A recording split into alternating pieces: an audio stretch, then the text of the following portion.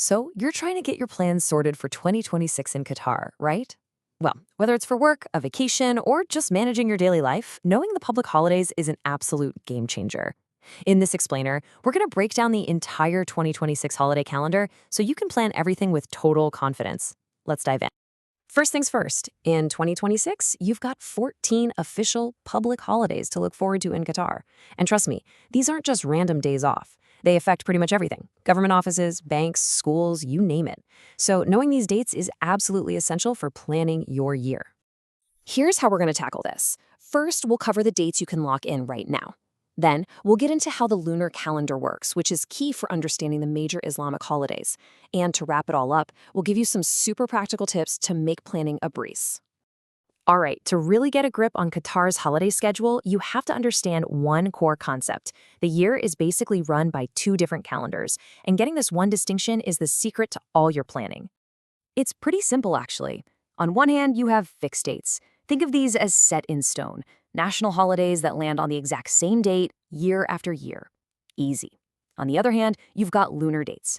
These are for Islamic holidays, and they're always marked as tentative, because the final date depends on an official sighting of the moon. So let's start with the easy ones, the certainties. These are the dates you can grab a marker and circle in your calendar right now. They give us a nice, solid framework for the year. For 2026, the year kicks off with New Year's Day on Thursday, January 1st. Then you've got the really unique National Sports Day on Tuesday, February 10th. After that is the March Bank Holiday on Sunday, March 1st. Super important if you've got any financial errands to run. And the year wraps up with the huge celebration for Qatar National Day on Friday, December 18th. Okay, now let's get into the lunar calendar. This is why you see some of those holiday dates marked as tentative. It might sound complicated, but I promise it's actually pretty simple once you see how it works. So what does tentative actually mean in this context? Well, think of it as a provisional date. It's the best forecast based on the moon's cycles. But the final, official date isn't locked in until an official committee physically sights the new crescent moon. And that announcement usually comes out just a day or two before the holiday starts. The whole process is a really cool tradition that follows three simple steps. First, the provisional date is published way in advance. Then, as we get closer, a special committee looks to the sky for that new crescent moon. And once they spot it, bam, an official announcement goes out across the country and the holiday officially begins. Now that you know the system, we can talk about the main events of the year. These are the most significant cultural and religious holidays in Qatar, and they're just woven into the fabric of everyday life here.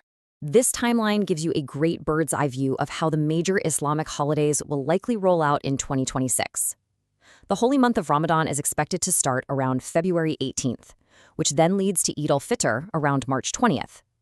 Later in the year, Arafat Day is predicted for May 26th, immediately followed by al-Adha on the 27th. And you know what I'm going to say? All of these dates are tentative. Eid al-Fitr is a huge, joyous celebration. It marks the end of Ramadan, the month-long fast. It's one of the biggest holidays on the calendar, usually lasting 3 days, and it's all about family gatherings, special prayers, and lots of incredible food. You can expect pretty much the whole country to pause, as most businesses and offices will be closed. Then there's the second major Eid, Eid al-Adha, also known as the Festival of Sacrifice. It's preceded by the sacred Arafat Day. This is another major public holiday where you'll see both public and private sectors close down for a few days. And you guessed it, the exact start date all comes down to that moon sight. It's also really important to know about the rhythm of daily life during Ramadan. It's a month of reflection, which includes fasting from dawn to dusk.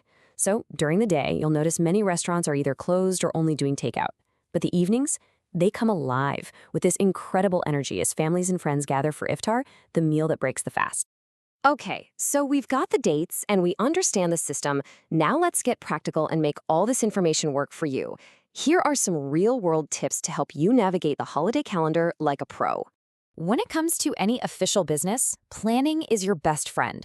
Always keep an eye on official news sources for that final confirmation of the Islamic holiday dates. Pro tip, if you've got any important banking to do or government paperwork to file, get it done well before a holiday period starts. And of course, for all the parents out there, remember, schools will be closed on all these official days. Planning to travel? Definitely book your hotels and flights way in advance, especially around Eid and National Day, because things fill up fast. On the cultural side, during Ramadan, it's really important to be respectful and avoid eating or drinking in public during the day. And for those incredible National Day celebrations, just be ready for big crowds and plan your transport ahead of time.